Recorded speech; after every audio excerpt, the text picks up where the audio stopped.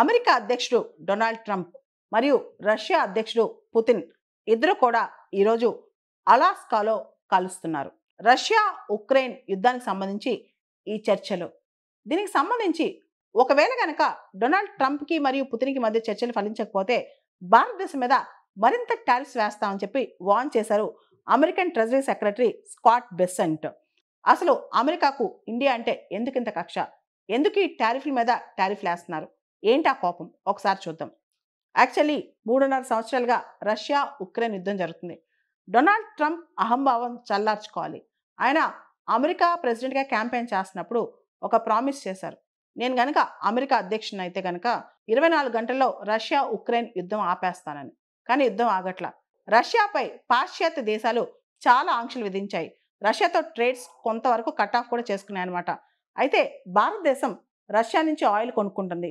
దానివల్ల రష్యాకు బాగా డబ్బులు వస్తున్నాయి. ఉక్రెయిన్తో యుద్ధంలో ఇండియాకి ఆయిల్ అమ్మి ఆ డబ్బులతో యుద్ధాన్ని ఫండ్ చేస్తుందని చెప్పి అమెరికా ఆరోపణ అనమాట. అంతేకాదు ఉక్రెయిన్తో అమెరికా రీసెంట్గా ఒక మినరల్ డీల్ కూడా చేసుకుందనమాట. దాన్ని ముందుకు నడపాలన్నా సరే రష్యా తలొగ్గాల్సిందే. రష్యా దగ్గర డబ్బులు లేకపోతే రష్యా ఖచ్చితంగా రిలెంట్ అవుద్దని చెప్పి అమెరికా ఆలోచన అనమాట. అయితే ఇండియా పైన ఎన్ని టారిఫ్లు వేస్తున్నా, ఇండియా పైన అదనపు భారం మోపినా ఇండియా అస్సలు తలొగ్గట్లేదని చెప్పి డొనాల్డ్ ట్రంప్ ప్రభుత్వం యొక్క ఆరోపణ అనమాట. ఇప్పుడు ఇంకా సెకండరీ టారిఫ్స్ పెంచుతామని. సెకండరీ టారిఫ్స్ అంటే రష్యాతో ఎవరైతే వ్యాపారం వాణిజ్యం చేస్తారో వాళ్ళపైన ఆంక్షలు అనమాట. అయితే అమెరికా అధ్యక్షుడు డొనాల్డ్ ట్రంప్ ఈ రోజున రష్యా అధ్యక్షుడు పుతిన్తో ఏం మాట్లాడబోతున్నారు? ఆల్రెడీ దాదాపు 20% ఉక్రెయిన్ ప్రాంతం రష్యా ఆక్యుపై చేసేసిందనమాట. అవన్నీ రష్యాకు వదిలేద్దామని చెప్పి డొనాల్డ్ ట్రంప్ ఆలోచన.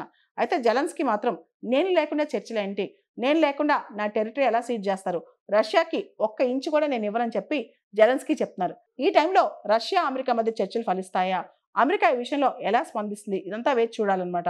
ఇంకో పక్క రష్యా ఆర్థిక వ్యవస్థ కూడా చాలా చితికిపోయింది. యుద్ధం చేసి చేసి అక్కడ యువత కూడా చాలా మంది చనిపోతున్నారు. రష్యన్ ఎకానమీ కూడా చాలా వీక్ అయి ఉందన్నమాట. ఈ పరిస్థితిలో రష్యా యుద్ధం ఆపుతుందా? డొనాల్డ్ ట్రంప్ మాట వింటుందా? పుతిన్ ఎలా బేరం ఆడబోతున్నాడు? ఉక్రెయిన్ నుంచి ఏం సాధించబోతున్నాడు? చుట్టుపక్కల ప్రాంతాలు నాటో ప్రాబల్యంలోకి వెళ్లకుండా ఉండాలని పుతిన్ ఏం మాట్లాడబోతున్నారో ఒకసారి చూడాలి.